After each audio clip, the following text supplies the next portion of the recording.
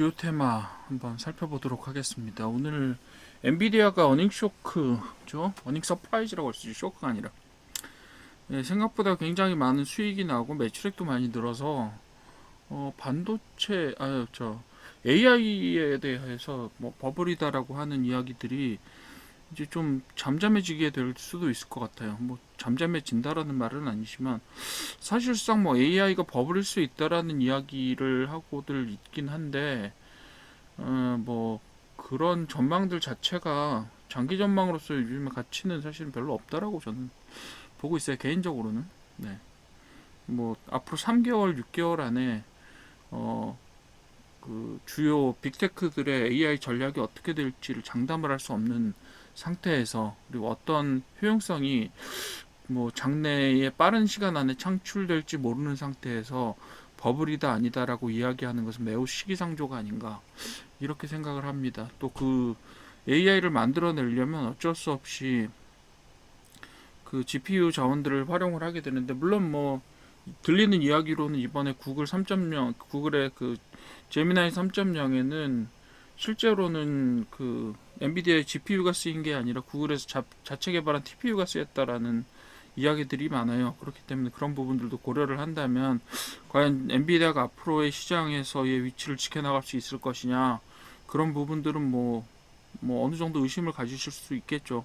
그렇지만 AI의 대세 자체가 희석될 거냐? 저는 그렇게 쉽게 보여지지는 않습니다. 3년 안에 이렇게 어마어마하게 큰 파도를 일으켰는데, 그 파도와 지금 투자되는 금액들이나 이런 것들을 생각해 볼 때 그렇게 쉽사리 AI 물결이 잦아들겠느냐?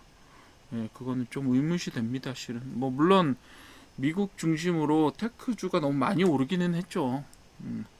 실제로 뭐 수익을 창출하느냐 못 창출하느냐 이런 이야기들이 나오면서 많이 나오기는 했습니다만, 어쨌든 간에 뭐 일진일퇴 공방을 하고 있죠. 지금 미국의 AI를 중심으로 한 테크주도 마찬가지고, 그것에 영향을 받는 우리나라의 반도체 주식, 그죠? 우리나라 코스피를 기본적으로 떠받치고 있는 삼성전자와 SK 하이닉스를 기반으로 한 반도체 주식들이 그것에 따라서 출렁출렁거리는 그런 모습들을 보여주고 있습니다. 그런 부분들이 분명히 있고요. 뭐 어쩔 수 없는 거죠, 실제로는. 뭐 우리나라 같은 산업 구조를 가지고 있다면 어쩔 수 없는 부분들이 있고요. 그 덕분에 반도체 AI 전략 설비들이 조금 탄력을 받았습니다. 그래서 엔비디아의 실적 호조로 인해서, 엔비디아가 실적 호조를 하게 되면 자연히 삼성전자나 아니면 SK 하이닉스의 부품들을 사용하는 부분들이 점점 늘어나잖아요. 그것이 바로 다음 뭐 분기라든가 내년에 실적으로 이어지게 되는 거기 때문에 그런 부분들은 뭐 어쩔 수 없을 것 같아요. 그리고 제약바이오주 조금 올랐죠. 기술 이전 신약 개발 기대 확산이 되고 있는데, 사실 우후죽순 제약바이오가 너무 많이 만들어지기도 했었고, 실제로 아직까지 딱히 그렇게 어떤 부분에서든지 신규로 뭔가 저기를 실적을 만들어내지 못하는 상황에서 약간은 좀 의문시되기는 합니다. 물론 제가 뭐 테크주에는 좀 너무 우호적이고 바이오 쪽에는 너무 좀 그 그런 면을 보인다고 생각하실 수 있겠으나 어쨌든 그런 면들이 있습니다. 자, 그리고 호텔 리조트 면세점 여행 화장품주, 이거 하나로 뭉뚱그릴 수 있죠. 이건 뭐예요? 중일 관계 관련주라고 보실 수 있어요. 그죠?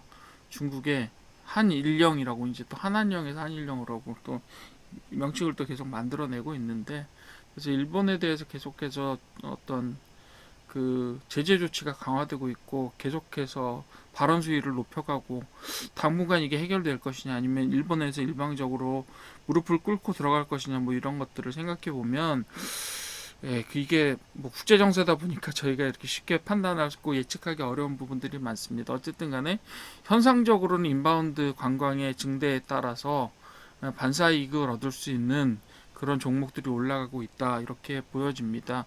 그래서 뭐 롯데관광개발이라든가 파라다이스 이런 수혜주들이 상승을 했고요. 화장품주도 일부 상승을 하고 있습니다. 자, 그리고 원자력 발전주도 지금 올라가고 있는데, 이 원자력 발전은 기본적으로 여러분들이 반도체 AI랑 같은 큰 섹터 안에서 보셔야 된다. 제가 항상 말씀드리고 있어요. 예, 그래서 이쪽에서 SMR에 대한 개발들은 앞으로도 계속 이어지게 될 거고 거기에 지금 ESS 이야기들이 계속 뉴스로 흘러나오고 있어요. 예를 들면 기존의 전력망 체계를 스마트 그리드로 개편하는 데는 뭐 예를 들면 60조에서 80조 뭐 그 이상도 들 수 있다라는 이야기가 들려오고 있는데 ESS를 거기다 증설하게 되면 한 40조 안팎의 비용으로 현재의 AI 관련된 전력 문제를 해결할 수 있지 않겠느냐 이런 아이디어들도 나오고 있고 그렇기 때문에 전체적으로 봤을 때 원자력 발전과 전력 설비, ESS 이런 것들이 패키지로 묶여져서 어떤 시장의 잠재적인 어떤 넥스트 사이클을 만들어 나가는 종목군들이 되지 않겠느냐 이렇게 생각을 합니다. 그렇게 될수록 두산 에너빌리티나 이런 대형 발전 관련주들의 가치는 계속해서 올라가게 될 거고 그 전선이나 전력 설비 관련 주식도 계속해서 주목해 보셔야 되는 이유이기도 합니다. 그래서 발전주하고 전력 설비주는 사실 바로 옆에 붙어 있어요. 그래서 공통되는 종목들도 많고 이렇기 때문에 거기를 한번 주목해 봐 주시면 될 것 같습니다. 자, 그리고 두나무 관련해서 네이버 두나무 합병이 이제 임박해 있다라는 이야기들이 되고 있어서 어떤 강력한 시너지들을 낼 수 있지 않을까라고 생각을 하고 있는데 이 뒤에서 아무도 뭐 몇몇 분들은 이야기하고 있습니다만 뉴스나 분석 기사에 안 나오는 이야기가 있어요. 한 번 나오고 안 나왔는데 바이낸스가 한국 진출을 이미 하고 있거나 아니면 했다라고 보시는 분들이 있어요. 바이낸스 한국 진출하면요 네이버하고 두나무가 아무리 힘을 합쳐도요 조금 쉽지 않을 겁니다. 그러니까 그런 이면에 있는 이야기들을 조금 해줘야 되는데 네이버 두나무 합병 이야기를 하면서 바이낸스 한국 상륙 이야기들이 적극적으로 이야기가 안 되고 있어요. 그런 부분들은 반면 얘네들이 왜 합병을 하겠느냐 이런 부분들을 한번 생각을 보시라는 거죠. 그렇게 되면 네이버 두나무의 합병으로 인해서 굉장히 시너지가 커서 우리나라의 어떤 가상화폐 시장을 다 먹어버릴 것처럼 생각을 하시고 계시지만 실제로 가상화폐라는 것 자체의 성격이 기본적으로 국경이 없는 거잖아요.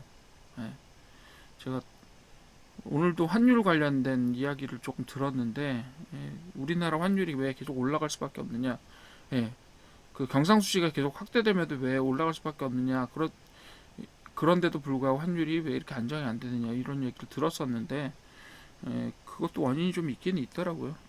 제가 지금 말씀드렸던 바이낸스 두나무 이야기와도 연관성이 없지 않아요. 그런 부분들은 뭐 제가 따로 말씀드릴 시간이 있을 거고요. 자, 그래서 합병을 하는데 왜 할 걸 같냐? 과연 힘이 약한, 그러니까 우리나라에서 세계에서 가장 큰 가상화폐 거래소가 그러니까 일부는 들어오고 이제 앞으로 확대해 나갈 텐데 걔네들에게 대항하려면 적어도 어느 정도 대항을 하려면 적어도 네이버 정도 되는 우군을 끌어들이지 않고는 사실상 그 두나무, 그죠? 이런 회사들도 버티기 힘들 수 있다라는 이야기가 그 백그라운드에 깔려 있는 겁니다. 그런 부분들을 좀 생각을 하시고 이게 늘 호재로만 작동하지 않을 수도 있다라는 점들의 이면도 한번 생각을 해주셨으면 좋겠다 이렇게 보여집니다. 그래서 제가 오늘을 정리를 해드리면 반도체하고 원자력 발전, 전략 설비 이 섹터 주목해 주시고요. 그리고 단기적으로는 일본과 중국의 관계 때문에 올라가는 종목들이 지금 3일 연속, 3, 4일 연속해서 계속해서 좀 올라가고 있죠. 그게 뭐 여행사였다가 어떤 때는 테마가 여행사였다가 수산이었다가 그죠?